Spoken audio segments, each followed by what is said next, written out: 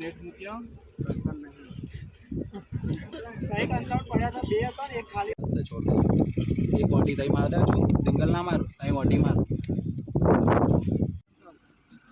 हटी जा ऊपर से ऊपर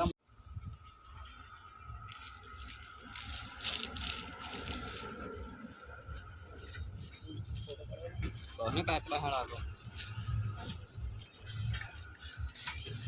ભાઈ દોડું ભાજી નાખી દે ને ડાયરેક્ટ પેલું લોખંડનું દોડું છે એને પેલું ભાજી નાખી દે ને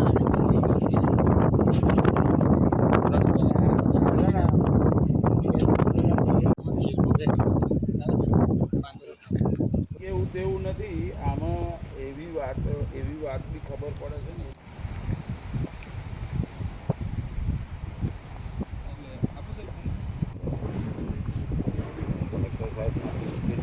ખબર તો હોય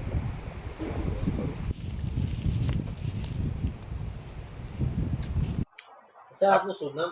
મારું પ્રિતેશ પ્રજાપતિ આરએફએમ સાહેબ જે પરિયર ખાતે મગરનું મૃત્યુ થયું છે અને કેટલાક ત્યાં રેસ્ક્યુ પણ કરવામાં આવ્યું, શું સમગ્ર ઘટના છે, શું છે? સમગ્ર ઘટનામાં એવું છે કે અમારો ત્યાં જે પરિયરનું રિનોવેશનનું કામ ચાલી રહ્યું છે ઊંડું કરવાનું, એટલે ત્યાં લેબરો જે કામ કરતા હતા એ લોકોને મગર એક બહાર દેખાયો. ત્યારબાદ પછી એમને અમારા સ્ટાફને જાણ કરી કે ભાઈ આવી રીતના બહાર મગર દેખાયો છે, તો અમારો સ્ટાફ ત્યાં ગયો અને ત્યાંથી રેસ્ક્યુ કર્યો. પછી સ્ટાફને લાગ્યું ચલો આગળ બીજા આવા કંઈ હોય તો એક જોઈ લે, એટલે જોવા ગયા એટલે ત્યાં બીજા હતા બહાર આવેલા ઠંડકમાં બેસેલા, એટલે પછી એને મગરને રેસ્ક્યુ કર્યા. અને બીજું નાનું મોટું કંઈક 2-3 દિવસ પહેલા કે નાની કંઈક ત્યાં આગળ પેલું જે તળાવ કિનારે ઘાસ થતું હોય છે એ ઘાસમાં થોડી કંઈક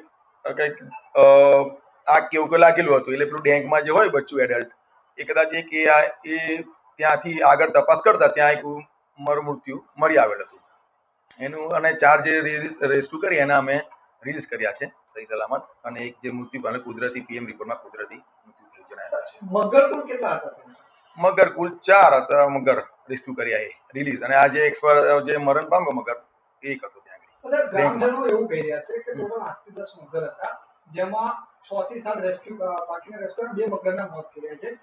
વન વિભાગ હકીકત શું છે? હકીકતમાં જે 4 મગર રિલીઝ કર્યા આપણે રેસ્ક્યુ કરીને એ છે ને પ્લસ એક મગરનું આપણે ત્યાં આગળ મૃત્યુ થયું હતું, એને આપણે લાયા એટલે આપણે એને ત્યાં પીએમ રિપોર્ટ કરીને કાયદેસરની કાર્યવાહી કરી છે. હાલમાં મગર ક્યાં કરશે રાખવામાં આવે છે? મગર એ નારધામાં છોડ્યા આપણે, અને બીજાને આજુબાજુ જે તળાવ રહેતું હોય પાણીનો પુરવઠો હોય ત્યાં આગળ પછી પોતાનું સ્થળાંતર કરીને જતા રહેતા હોય છે. આને કોઈ સારવાર કરવામાં આવી હતી? નહીં, સારવાર તો કઈ હતી નહીં, જે એક હતું એને થોડુંક હતું એને સારવાર કરીને રિલીઝ કરી દીધું આપણે.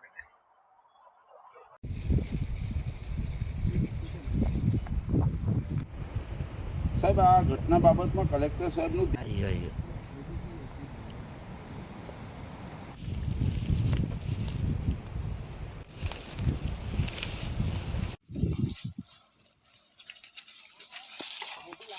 મેર પડે